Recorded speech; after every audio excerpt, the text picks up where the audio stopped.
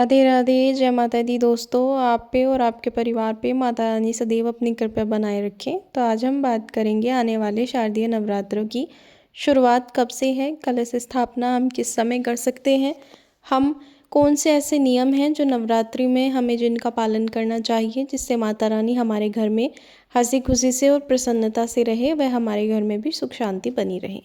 तो बात कर लेते हैं कि इस बार शारदीय नवरात्रि जो हैं वो 22 सितंबर से शुरू हो रहे हैं। दिन पड़ रहा है सोमवार का। तो उसमें सबसे पहले जब हम चौकी लगाएंगे तो हमें कलश स्थापित करना है, और कलश स्थापना जो है वो पहले दिन ही होती है, और सबसे मुख्य जो भाग होता है वो कलश स्थापना ही होती है। तो इस बार शारदीय नवरात्रि में हमें कलश स्थापना के लिए 2 शुभ मुहूर्त मिल रहे हैं। और सबसे अच्छी बात यह है कि इस बार 22 सितंबर को भद्रा नहीं लग रही है, तो आप वैसे तो सारा दिन ही शुभ है, लेकिन कलश स्थापना के लिए 2 समय जो है ऐसे, एक प्रातःकाल का समय है कि 6:09 से लेकर आप 8:06 तक सुबह के समय कलश स्थापना करें। नहा धो के प्रातःकाल ही आप अपना ये काम जो है वो करें। उसके बाद अगर आपको उस समय नहीं मिल पा रहा है तो फिर अभिजीत मुहूर्त में आप कलश स्थापना कर सकते हैं। अभिजीत मुहूर्त में कलश स्थापना करने में भी उतना ही फल मिलेगा। बाकी कलश स्थापना में जो जो सामान लगते हैं वो सब मैं दूसरी वीडियो में शेयर कर दूंगी। नवरात्रि में पूजा सामग्री जो जो चाहिए उसकी मैंने वीडियो बना के अपने चैनल पर अपलोड कर दी है, आप लोग देख सकते हैं।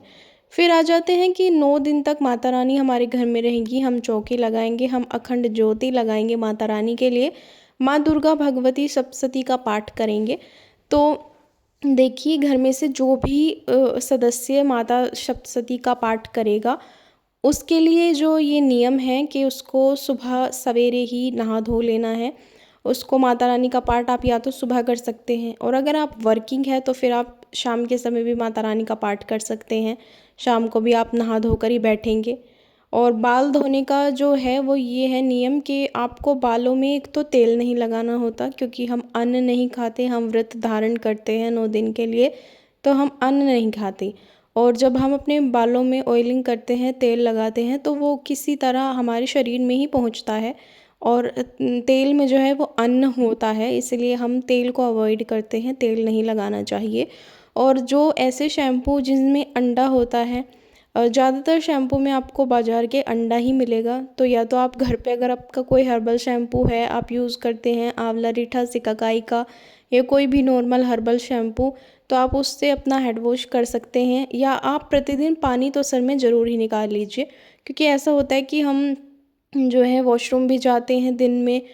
तो दुर्गा सप्तशती जो है वो बहुत ही पवित्र ग्रंथ माना जाता है, और जब आप अखंड ज्योति जलाकर संकल्प लेके दुर्गा सप्तशती पढ़ते हैं तो आप, ऐसा नहीं होता कि आप वॉशरूम से आए और फिर आप नहा के बैठ गए पूजा करने।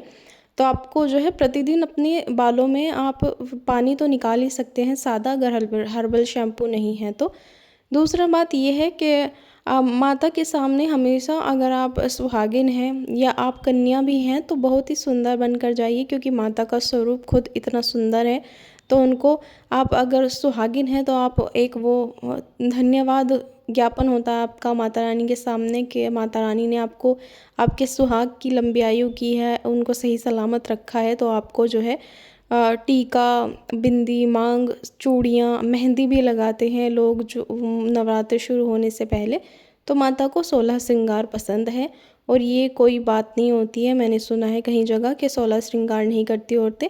देखिए, आप जितना सुंदर बनकर अपने भगवान के सामने जाएंगे, भगवान को खुशी ही होगी।